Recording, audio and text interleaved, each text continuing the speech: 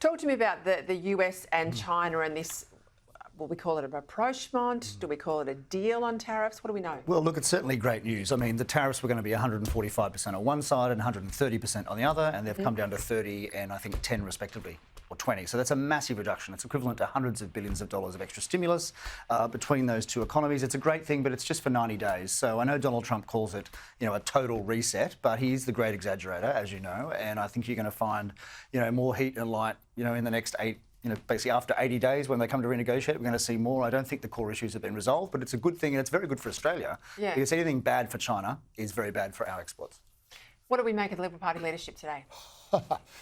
Well, I didn't have much confidence in either candidate, to be honest with you, Peter. I mean, but look, I'll give Susan Lee a chance, but my expectations of her performing are actually very low in terms of policy, in terms of being able to reunite the party, in terms of keeping the coalition together.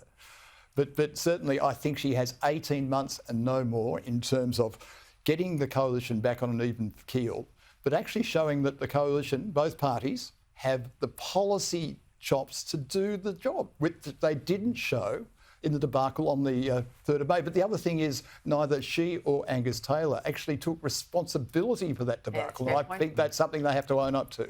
Yeah, they can't just throw this all at Peter Dutton. I mean, she was the deputy leader, right? So she's basically admitting, if she's not taking responsibility, she was admitting that she was a fig leaf, a feather duster, that she had no say in the room. That's not what you want in a leadership contender. And of course, she's now the leader. And I have to say, observing leaders, Terry, as you've done too, there's often no right answer, right? There could be 4 right answers. You've got to make a judgment call. You've got to back yourself. And this will be the test. Yeah, look, I think the worry for Susan is she's been in the Parliament, I think, since 2001. 24 years. So, and I really don't know what she stands for. I should know something.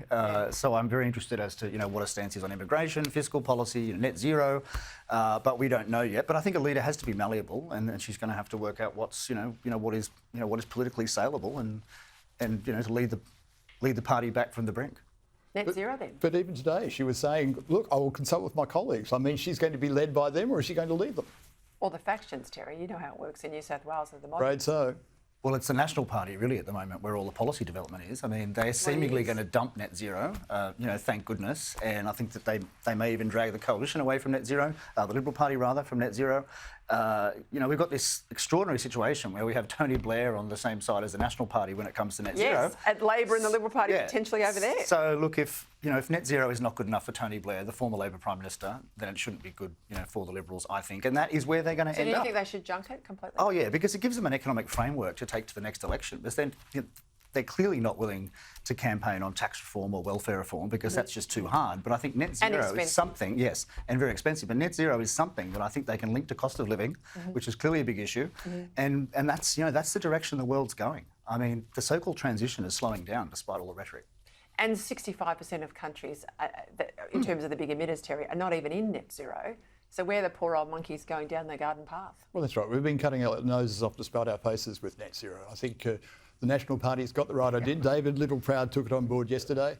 Now he's got to take it up to Susan Lee and her party. I mean, it's a religion, really. I mean, I think humans are responsible for 4% of emissions and Australia 1% of that, and we're going to reduce that 1% of the 4%. So I mean, it's just comical. Big Jam Jim, I call him. He's got some pressure now with some people coming in, Dan Molino, a PhD from Yale, Andrew Charlton, Cabinet Secretary. We might see some pressure on Chalmers. Yeah, look, I hope so. I mean, Chalmers, to his credit, has said that he wants to make productivity the centrepiece of this term, but he's also said he thinks that he can't do it for 6 years. Well, no, I think he has to move now. I mean, they have a big mandate and they really shouldn't waste. They should do hard things. The Productivity Commission is going to release a report later this year to recommend stuff, some of which will be difficult. The competition policy, speeding up approvals, things like that. So I just hope the Labor Party seizes it because the country needs it. We're in a productivity crisis. I mean, it fell 1.2% last year. Living standards have fallen 10%, and the main reason is the appalling productivity experience we've had. Gents, you're not wrong. Right, see you both next week.